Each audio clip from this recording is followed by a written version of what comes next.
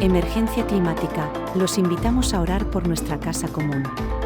Dios Padre nuestro, Señor del cielo y de la tierra. Tú eres para nosotros, existencia, energía y vida. Tú has creado al ser humano a tu imagen y semejanza, para que, con su trabajo, haga fructificar las riquezas de la tierra, colaborando así a tu creación. Somos conscientes de nuestra miseria y debilidad. Nada podemos sin ti.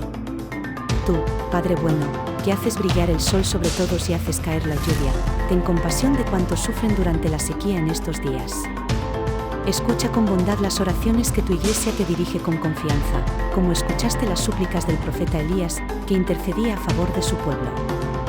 Haz que caiga del cielo sobre la tierra árida, la lluvia tan deseada, para que renazcan los frutos y se salven los seres humanos y los animales. Que la lluvia sea para nosotros el signo de tu gracia y bendición. Así, confortados por tu misericordia, te rendimos gracias por todo don de la tierra y del cielo, con que tu Espíritu satisfaga nuestra sed. Por Jesucristo, tu Hijo, que nos ha revelado tu amor, fuente de agua viva que brota hasta la vida eterna. Amén.